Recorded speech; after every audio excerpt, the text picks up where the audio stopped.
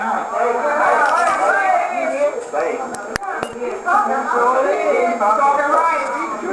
So don't cancel or postpone nothing. God said it, that settles it. Matthew 7:25, Romans 8:18, and 1 Peter 4:16.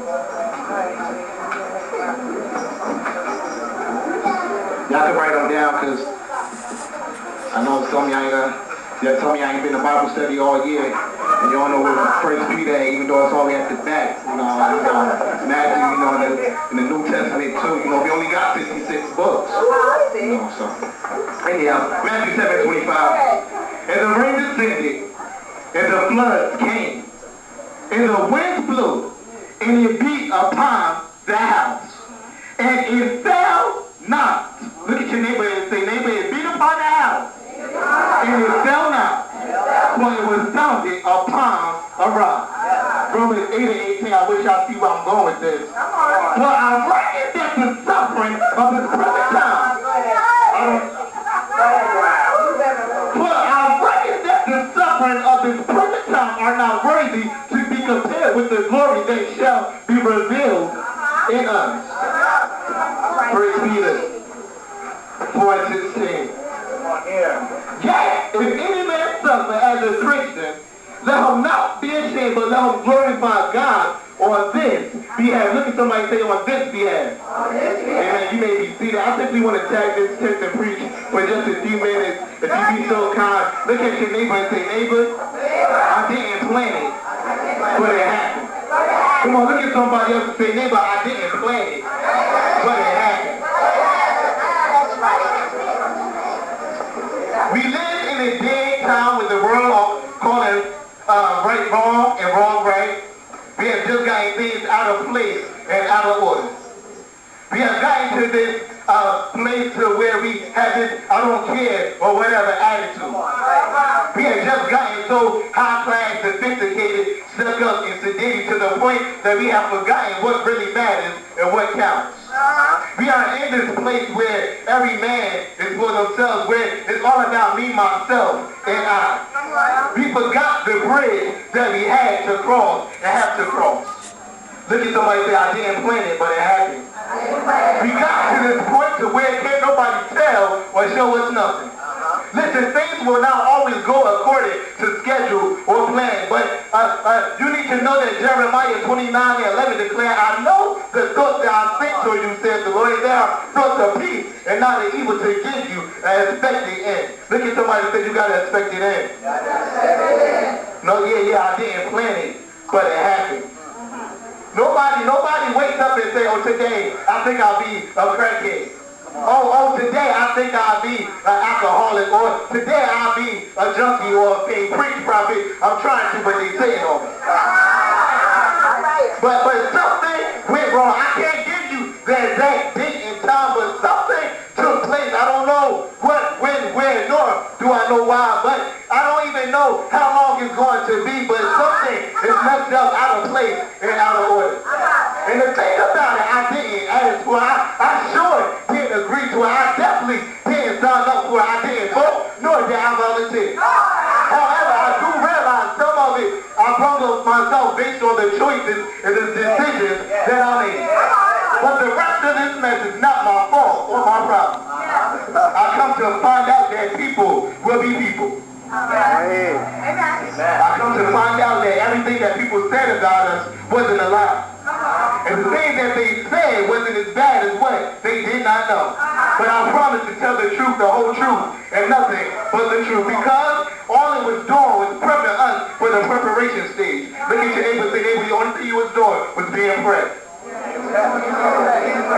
And the thing about being prepped, you can't say nothing. You don't have a choice in the matter. You don't have an opinion or an option. But while you're in preparation, you get tossed and turned. You get yelled at. You get beat on. You get lied on. You get talked about. But I got news for somebody here tonight. I got news for you that Eyewitness News. Then I even tell you yet. You need to know, realize, and understand that your conflict does not cancel your call. You need to know that your call is greater than your struggle, that your condition is not. The conclusion, no test, no testimony, but so much is given, much is required. I didn't plan it, but it happened. It hurt me, but it didn't damage. It wounded me, but it couldn't kill me. It scarred me, but it couldn't paralyze me. The thing about it, I couldn't prevent it, I couldn't stop it, I couldn't block it, I couldn't avoid it. And to add insult to injury, during you're going through, nobody hugs you, nobody calls you, nobody came to see us. I'm so glad that trouble, oh my God, don't last. Always, you need to know that greater is he that is in me than he that is in the world. So glad that these trials only came to make me strong. Pastor, I come to find out ain't nothing like a going through praise. Truth of the matter is a praise and a praise until you begin to go through. Because you make your way to Jesus, you don't care how you got to get there, you don't care how you look, you don't care who's looking at you, you don't care how you sound. Isn't it something that we can be doing something and not even know or realize that we doing it? Let me prove it. We just be going in. And we just go clean in. I mean, you don't care how you say it, you don't care what you say, you just come out. And you be like, I ain't mean to say that. Yes, you did, because wherever we're going to inside it. And I'm preaching. Make me feel like it, make me feel like it. Yeah, but we just be going, we be doing and saying stuff that we doing to me. And you know what? It becomes a habit if we get used to it. I didn't plan it, but it happened. You could be doing something that ain't aggravating the heck out of somebody. You know, I want you to stop.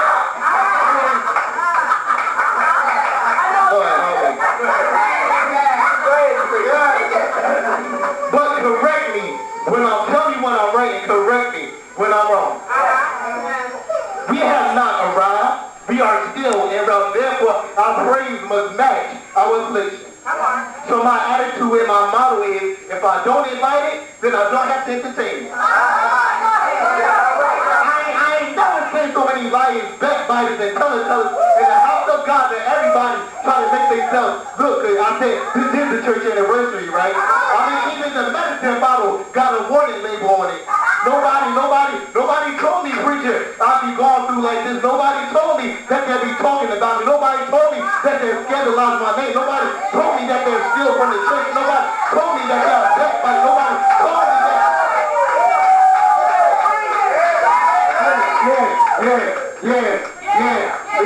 Yeah. I think even the medicine bottle got a label on it. Say warning. Yeah, make calls. Yeah, look at your neighbor and say, church supposed to make calls. They'll call you to go on. Look at somebody and say, I ain't even watch about y'all. Tell somebody, I'm going to stay right here. It's free out there. I'm going to stay right here. That's ain't fair nothing. Yeah, church supposed to make you stop coming to church. Church supposed to make you not come to choir rehearsal. Oh, you know what? Tell them to choir. Church supposed to make you not want to preach no more. Church supposed to make you say that. You say Jeremiah said, I ain't doing this no more. And then he said that, he said, it's like fire.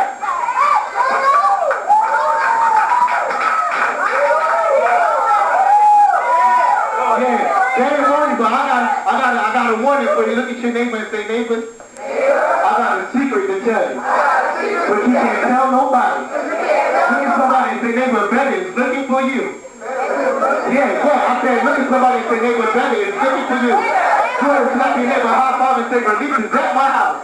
Yeah, I can hear him knocking on the door. I can hear him tapping on the window saying, anything else? Something's about to break, anything else? Something's about to change in my life.